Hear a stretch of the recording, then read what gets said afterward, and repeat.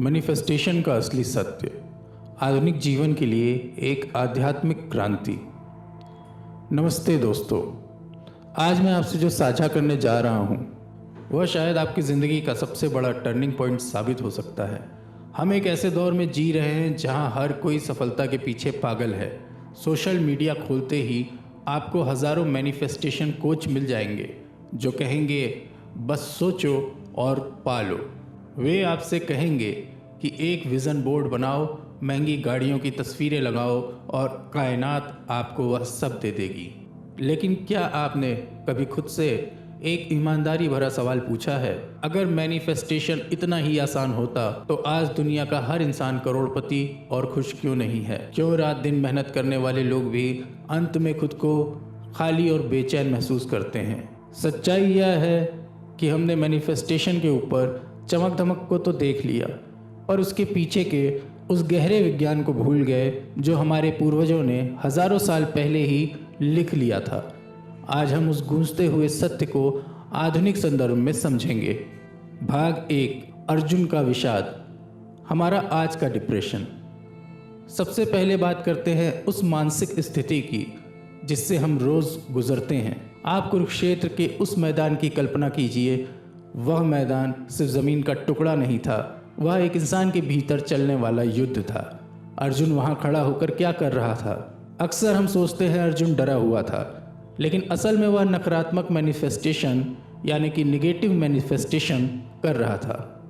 उसके दिमाग में एक ही विचार घूम रहा था, मुझसे नहीं होगा, मैं हार जाऊंगा, अपनों को खोकर क्या मिलेगा।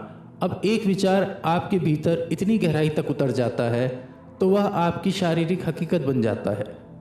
अर्जुन के हाथ कांपने लगे, उसका गांडीव धनुष हाथ से छूट गया और उसका गला सूख गया। यही तो हमारे साथ भी होता है।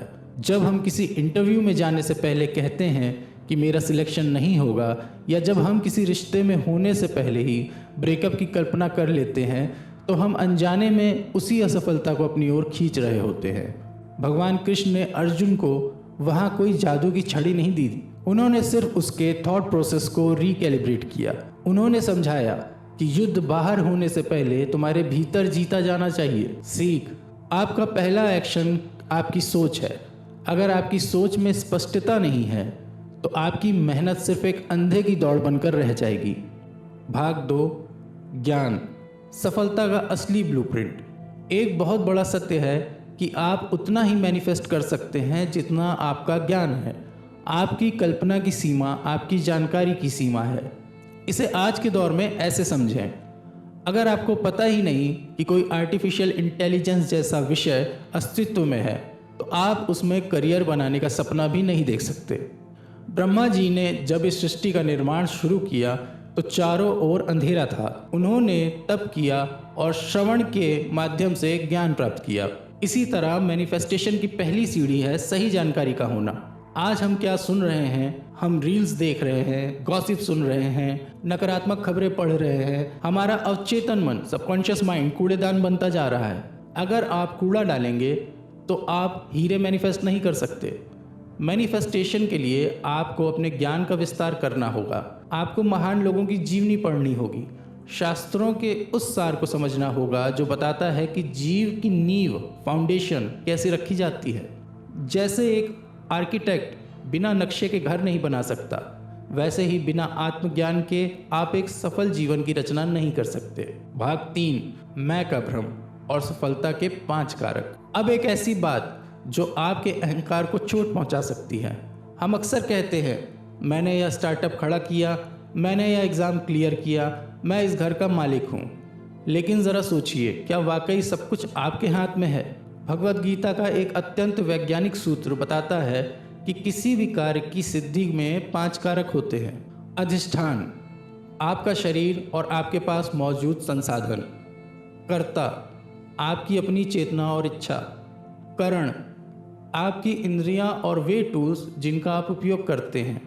चेष्टा, आपकी कोशिश और आपकी मेहनत। दैव, वह ब्रह्मांडीय कृपा, समय और प्रकृति के नियम जो आपके नियंत्रण में नहीं है। आप इन 5 में से केवल 1 या 2 कारकों पर नियंत्रण रख सकते हैं। फिर यह अहंकार कैसा कि सब कुछ मैंने किया। जब हम परिणाम को पूरी तरह अपना हक मान लेते हैं तभी तनाव या स्ट्रेस जन्म लेता है। सफल लोग जानते हैं कि वो अपना 100% प्रयास करेंगे, लेकिन अंततः वे उस डिवाइन ग्रेस के सामने झुकते हैं। जब आप यह स्वीकार कर लेते हैं कि आप पूरी कायनात का एक छोटा सा हिस्सा हैं, तो आपके कंधों से सफलता का भारी बोझ उतर जाता है। और ताज्जुब की बात यह है कि जैसे ही यह बोझ उतरता है, आपकी कार्य क्षमता एफिशिएंसी 10 गुना बढ़ जाती है। भाग 4, प्रीमियम एनिमल बनाम चेतन मनुष्य। आज की जीवन शैली पर गौर कीजिए। हम सुबह उठते हैं, ऑफिस जाते हैं, पैसा कमाते हैं ताकि हम अच्छा खाना खा सकें, एक सुरक्षित घर में सो सकें और अपनी अगली पीढ़ी को पाल सकें। लेकिन दोस्तों, यही काम तो एक जानवर भी करता है। एक पक्षी भी अपना घोंसला बनाता है, एक कुत्ता भी अपना इलाके की रक्षा करता है। हमने सिर्फ इन 4 बुनियादी ज़रूरतों को प्रीमियम बना दिया है। हमने अच्छे खाने को 5 स्टार डाइनिंग बना दिया है, सोने को लग्जरी अपार्टमेंट बना दिया है। लेकिन क्या सिर्फ आपकी शारीरिक ज़रूरतों को अपग्रेड करना ही जीवन का लक्ष्य है? शास्त्रों में कहा गया है कि जो मनुष्य केवल आहार, निद्रा, भय और मैथुन रिप्रोडक्शन के बारे में सोचता है, वह केवल 2 पैरों वाला एक प्रीमियम जानवर है। मनुष्य होने का गर्व तब है जब आप अपने धर्म, पर्पस को पहचानें। धर्म का मतलब यहाँ मजहब नहीं है। धर्म का मतलब है वह कार्य जिसे करने के लिए प्रकृति ने आपको चुना है। बिना धर्म के मैनिफेस्टेशन वैसा ही है जैसे एक बहुत तेज भागती हुई कार जिसका स्टीयरिंग फेल हो चुका है। आप बहुत तेज़ी से तो जा रहे हैं, पर कहाँ जा रहे हैं या आपको भी नहीं पता। भाग 5, ABCD फॉर्मूला, जीवन का आधार। अगर आप अपनी ऊर्जा को सही दिशा में मैनिफेस्ट करना चाहते हैं तो आपको अपनी दिनचर्या में ये 4 बदलाव लाने होंगे। एसोसिएशन, संगत। आप उन 5 लोगों का औसत हैं जिनके साथ आप सबसे ज़्यादा समय बिताते हैं। अगर आपके दोस्त सिर्फ शराब, गपशप और दूसरों की बुराई करते हैं तो आपकी चेतना कभी ऊपर नहीं उठ पाएगी। ऐसे लोगों की संगति ढूंढिए जो आपसे बेहतर हों, जो आपको चुनौती दें और जो आपको आध्यात्मिक रूप से समृद्ध करें। बुक्स, ज्ञान की पुस्तकें। आजकल लोगों का स्क्रीन टाइम बढ़ रहा है और पढ़ने की आदत खत्म हो रही है। महान विचारकों और शास्त्रों को पढ़िए। वे आपके दिमाग के उन दरवाज़ों को खोलते हैं जिनके बारे में आपको पता भी नहीं था। रोज़ कम से कम 10 पन्ने कुछ ऐसे पढ़िए जो आपके चरित्र का निर्माण करे। चैंटिंग, मेडिटेशन, मन का शुद्धिकरण। हमारा मन एक अशांत समुद्र की तरह है। मंत्र का अर्थ है वह ध्वनि जो मन को इस संसार के कोलाहल से मुक्त कर दे। रोज़ सुबह कुछ समय मौन में बैठिए, ध्यान लगाइए। जब मन शांत होता है तभी वह ब्रह्मांड के संकेतों को सुन पाता है। अशांत मन कभी कुछ महान मैनिफेस्ट नहीं कर सकता। डाइट, आहार। जैसा खावे अन्न वैसा होवे मन। अगर आप तामसिक और बासी भोजन करते हैं तो आपकी बुद्धि भी सुस्त रहेगी। सात्विक और शुद्ध भोजन आपकी ऊर्जा को बढ़ाता है। भोजन को केवल स्वाद के लिए नहीं बल्कि शरीर को मंदिर मानकर प्रसाद की तरह ग्रहण करें। भाग 6, 0 और 1 का सिद्धांत, द 0 and 1 प्रिंसिपल। इस बात को अपने दिल पर लिख लीजिए। आपकी सारी उपलब्धियां, डिग्री, पद, बैंक बैलेंस, बंगला, ये सब 0 है। इनका अपने आप में कोई मूल्य नहीं है। आप जितने चाहे 0 बढ़ाते जा सकते हैं, लेकिन उन शून्यों का मूल्य तब तक नहीं बढ़ेगा जब तक इनके आगे 1 ना लग जाए। वह 1 आपका चरित्र और आपका परमात्मा से जुड़ाव। अगर आपके जीवन में वह 1 है तो आपके हर 0 का मूल्य 10 गुना बढ़ जाता है। अगर आप भीतर से खाली हैं तो करोड़ों का बंगला भी आपको अकेलापन ही देगा। लेकिन अगर आप भीतर से समृद्ध हैं तो छोटी सी छोटी चीज़ भी आपको परमानंद देगी।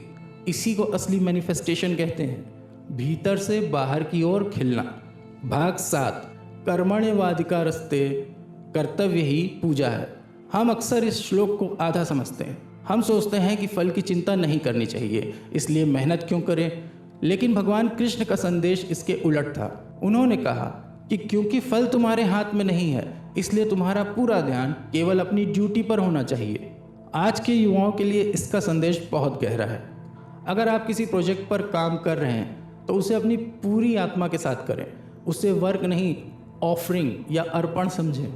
जब आप अपना काम ईश्वर को समर्पित कर देते हैं तो काम का बोझ खत्म हो जाता है और वह एक ध्यान बन जाता है। दुर्योधन ने शक्ति को चुना, नारायणी सेना।